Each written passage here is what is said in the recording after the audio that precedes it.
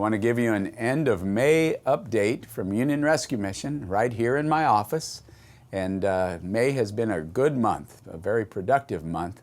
I was given the honor of serving on a 50-member panel for Measure H, making recommendations to the County Board of Supervisors of how best to spend the brand new $355 million a year in order to address homelessness. I was Catherine Barger, our 5th District County Supervisor. I was her person of faith on the panel.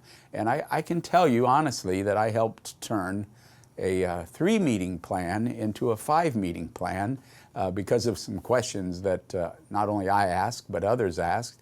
And it really turned into a great moment as we began to reach consensus at that 5th meeting.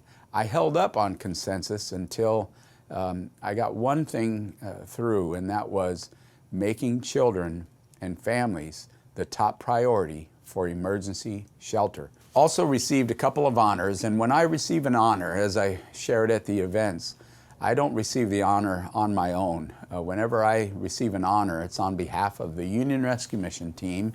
And if you're listening to this, you're part of that team. You provide a lot of the resources that make our work go. So whenever I show up to pick up an honor, it's on behalf of you. I received a wonderful Infinitely Beyond Award from Convene.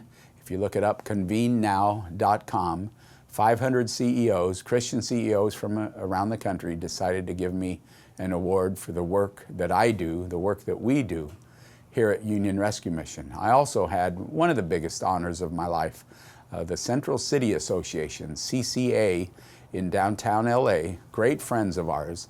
They represent all the businesses downtown. They gave an award to me on behalf of you as a treasure of LA, and I was able to speak about Union Rescue Mission.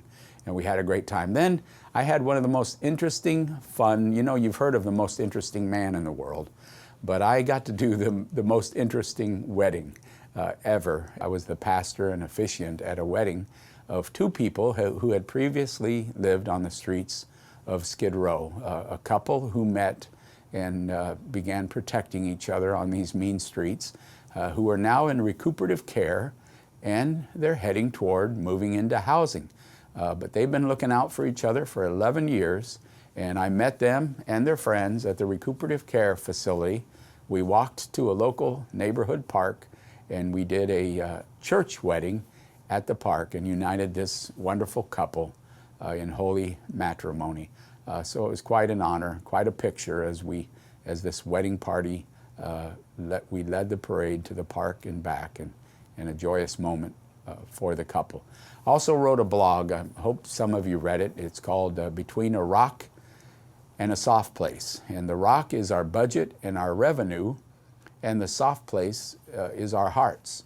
Our hearts won't let us leave a woman outside of our doors. If she comes to our door, we're going to let her in because we know what happens to women out on the mean streets. And we also never turn away a family with children. And that's put us in quite a bind right now.